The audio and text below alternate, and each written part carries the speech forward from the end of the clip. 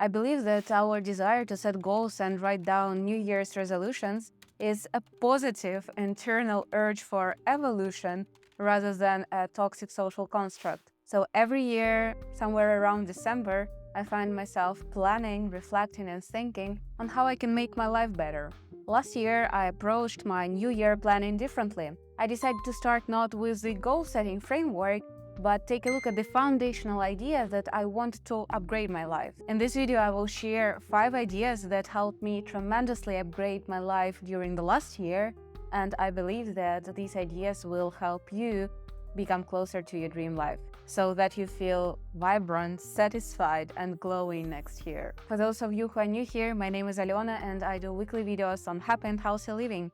But now let's jump straight into the first idea. And the first way to upgrade your life is to remove self-sabotage patterns. If you find yourself repeating the same goals every year, high chances are that you have self-sabotaging patterns that are preventing you from achieving those goals. But what is a self-sabotaging pattern? Imagine there is a pattern or a habit that you have. You know that you shouldn't do it, but you still do it on a regular basis. Identifying and removing these patterns will help you decently upgrade your life and have a lot more energy. Let me give you an example of the patterns that I got rid of myself this year. First is as simple as bumping my pimples. It caused me to have scars for a long time, and it prevented me from having a glowy and beautiful skin I always wanted. Second pattern is snacking between my major meals. It caused me to eat less healthy major meals and increased my calorie consumption, which eventually led for me not being in my best shape. And the third and one of the most transformational changes I had this year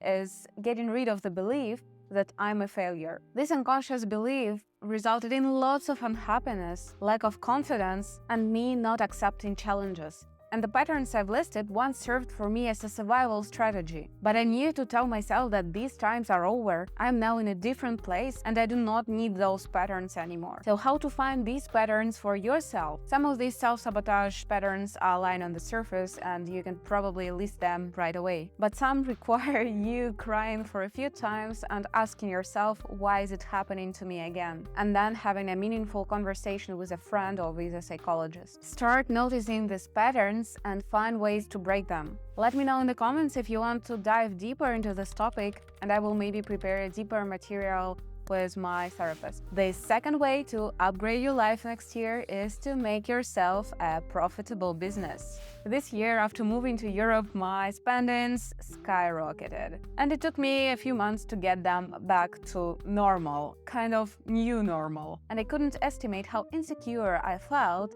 when my spendings were higher than my earnings. And none of the fancy things that I got on my way really justified that insecurity. Freedom is sexy. Financial freedom is goddamn sexy. And I'm not speaking now about investments into stocks or crypto, but it's about making your spendings sustainable. So how can you revise your budgeting for the next year to upgrade your life? Take an honest look at your monthly budget.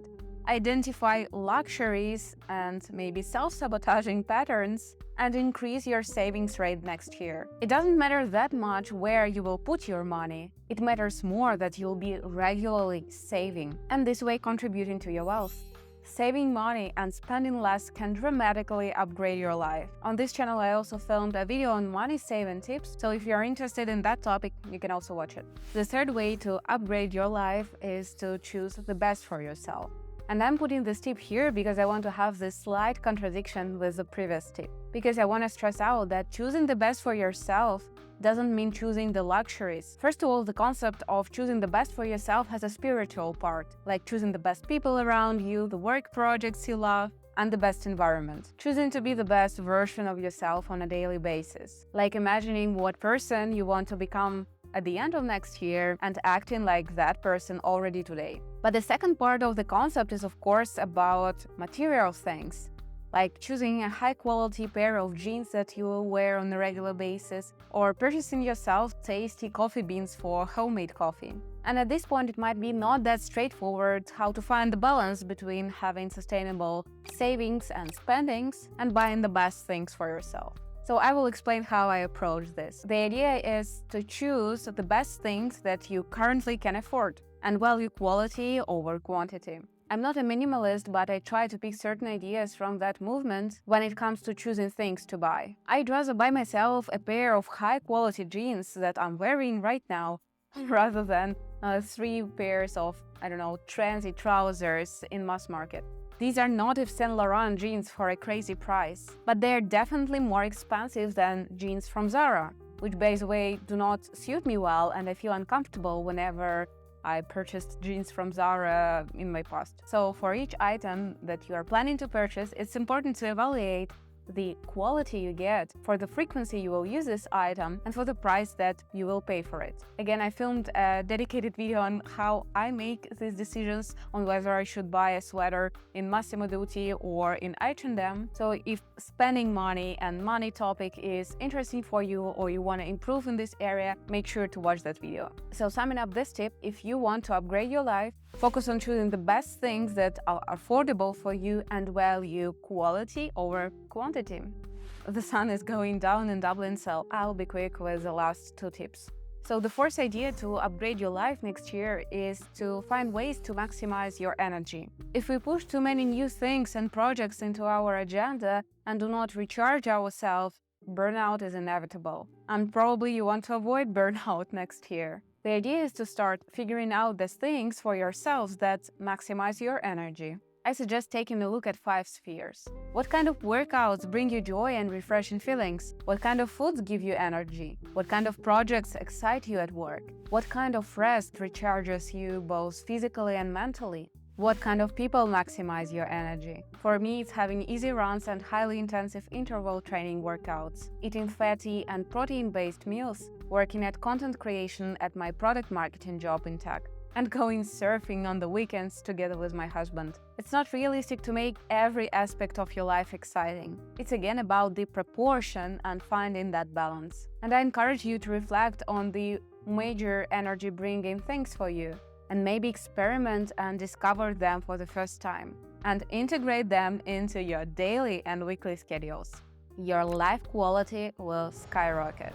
The last idea to upgrade your life next year is both quick and productive.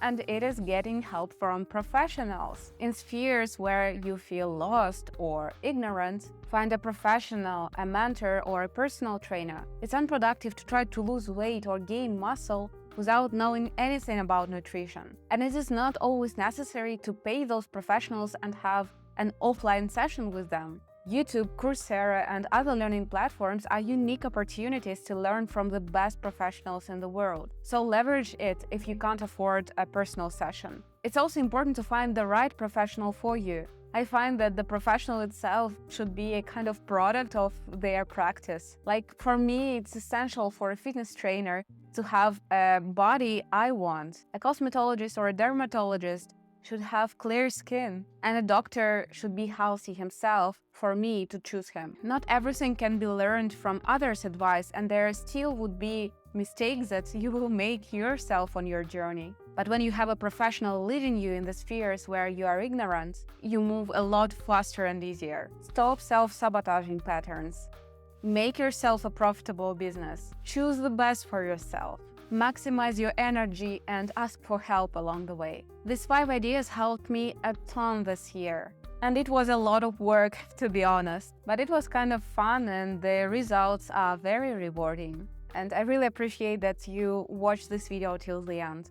Give it a like if you enjoyed it and subscribe to my channel if you want more inspirational content like this. See you next week. Bye bye.